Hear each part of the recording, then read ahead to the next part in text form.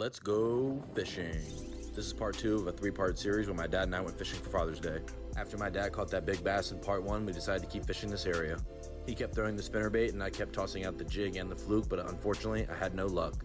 Cast after cast, it seemed like that was the only big bass in this area. So we moved over to one of the neighbor's docks to see if we can pull anything out of there with the jig.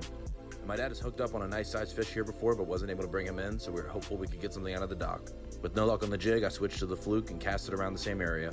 As the wind pushed us a little further down the bank, it was a good idea, because that's when this happened. Just giving the fluke some slow twitches, and boom, fish on. At this point, I was starting to have a lot more faith in the fluke. Another small largemouth bass. So I kept casting the fluke around as we moved down the pond. Once we entered this cove area, I knew we were going to have some luck. We've had plenty of luck here before, and I had some luck on my kayak previously. Nothing major, just another small largemouth, but I was able to bring him into the boat. Another fish for the day.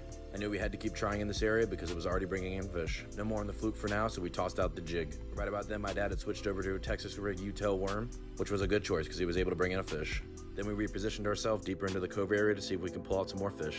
Back to the fluke to see if I can get some more fish, just giving it slow twitches, which proved to be a good idea because that's when this happened. Fish on. And this fish was a feisty one, jumping out of the water and doing all sorts of maneuvers. Another small largemouth in the boat. Staying with the fluke, ended up getting hung on some vegetation, so I gave it some hard pops, but that's when a fish was on.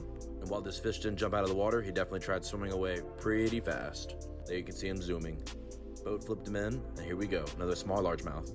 Swapped to the jig another time, and my dad brought in a fish on the other side of the boat. Even got another one on the Texas rig U-tail worm. And it was time for another fluke fish, because here we go, fish on. But I guess that fish didn't want a picture because he quick released himself. There he goes. But hey, at least I caught it on my GoPro. Decided to fish this little island of lily pads in the center, and that was a good idea. We've also caught plenty of fish in this area, so we knew it was about to happen. And there we go, fish on. He hit right outside the ring of lily pads. And my dad had some luck in this area too, another fish on the Texas rig U-tail. Then we decided to make our way back into the back of the pond, and I apparently got hung in vegetation, or a fish took my lure into the vegetation, who knows. So we went even deeper into the back of the pond, and I decided to throw the jig, but with no luck, we went back to the fluke. Just bringing this along some structure that I know is there, a bunch of twigs, and fish on. I swear this fluke was the second best choice of the day, along with my dad using the spinnerbait to catch that big bass. Got another small largemouth in the boat. Stay tuned for part 3.